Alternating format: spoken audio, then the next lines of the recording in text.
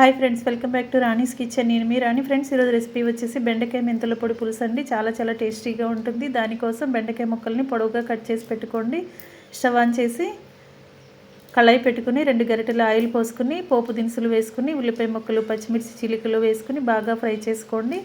ఉల్లిపాయలు మగ్గుతున్నప్పుడు కొంచెంగా సాల్ట్ వేసుకుని బాగా ఫ్రై చేసుకోండి. ఇప్పుడు కట్ చేసి పెట్టుకున్న బెండకాయ ముక్కల్ని అన్నీ కూడా వేసేసుకుని 2 నిమిషాల పాటు బాగా కలిపి మూత పెట్టి మగ్గించండి. బెండకాయ ముక్కలు అనేవి సాఫ్ట్గా వచ్చిన తర్వాత టేస్ట్కి సరిపడా సాల్ట్, తగినంత కారం వేసుకుని తగినన్ని వాటర్ పోసుకుని ముక్కల్ని వాటర్లో బాగా కలుపుకొని మూత పెట్టి ఉడికించండి.